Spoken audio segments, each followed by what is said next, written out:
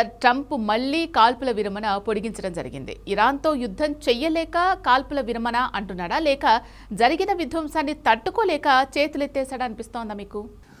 అంటే ఇప్పుడు ట్రంప్ యుద్ధము నుంచి ఎలా బయటపడాలో చూస్తున్నాడు. యుద్ధం నుంచి బయటపడటానికి మార్గాల గురించి అన్వేషిస్తున్నాడు. ట్రంప్ చెప్తున్న కారణం ఏంటి అంటే, ఇరాన్ లీడర్షిప్ ఫ్రాక్చర్డు, ఇరాన్ నాయకత్వము విడిపోయింది.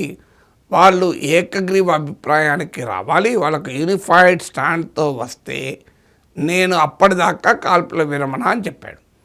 ఎందుకంటే పాకిస్తాన్ రిక్వెస్ట్ చేసింది, డిప్లొమసీకి ఇంకా అవకాశం ఇవ్వాలి అని. ఇరాన్ యునైటెడ్గా లేదని ట్రంప్ చెప్పి దీన్ని పొడిగించాడు. ఎందుకంటే రియాలిటీ ఏంటి అంటే, ట్రంప్ ఏదో ఒక కారణం చెప్పి ఈ వార్ నుంచి బయటపడాలని చూస్తున్నాడు. అయితే అదే సమయంలో వార్లో ఓడిపోయాడన్న పబ్లిక్ పర్సెప్షన్ పెరిగితే తనకు రాజకీయంగా నష్టం, ప్రపంచంలో అమెరికా డామినేషన్ కూడా నష్టం. అందువల్ల తాను గెలిచాను from a position of strength, from a position of victory, ఈ వార్ నుంచి విడ్రా కావాలని చూస్తున్నాడు. అది ఇరాన్ అవకాశం ఇవ్వడం లేదు. సో మీకు ట్రంప్ చర్చల బృందానికి కూడా జేడీ వాన్స్ నాయకత్వంలో ఇస్లామాబాద్ పంపుతా అన్నాడు, నేనే పోతానని కూడా అన్నాడు. కానీ ఈలోగా ఇరాన్ చర్చల్లో పాల్గొనమని తేల్చేసింది. ఎందుకంటే హర్మూజ్ను ఇరాన్ ఫ్రీ చేసింది.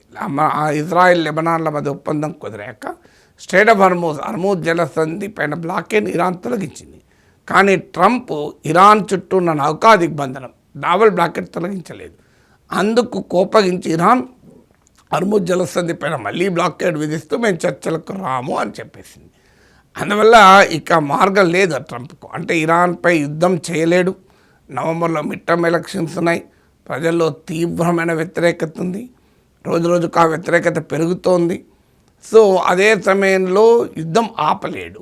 ఆపితే ఓడిపోయాడనేది అమెరికాలో ట్రంప్కు ఇక వినాశనానికే దారితీస్తుంది. సో అందువల్ల యుద్ధం కంటిన్యూ చేయలేడు, యుద్ధంలో ఓడిపోయాడని ఒప్పుకోలేడు. ఏం చేయాలి? దానికి మార్గంగా ఈ కాల్పుల విరమణను కొనసాగిస్తున్నాడు. సో ఇది మరి ఇరాన్ అనేదేమో బయింగ్ టైం, సమయం తీసుకొని మరింత సర్ప్రైజింగ్ అటాక్కు అమెరికా సిద్ధపడుతోంది అనేది ఒక వాదన. ఈవెన్ గ్రౌండ్ ఇన్వేషన్ కూడా సిద్ధపడుతుంది. ఎందుకంటే కాల్పుల విరమణ ప్రకటించాడు, అదే సమయంలో మిడిల్ ఈస్ట్కి బలగాలు కూడా పంపించాడు. సో ట్రంప్ ఏం చేస్తాడన్నది అన్ప్రెడిక్టబుల్ కనుక మనం ఖచ్చితంగా కాల్పుల విరమణ ఎందుకే పొడిగించాడనే కంక్లూజన్కి రావడం కూడా కష్టం.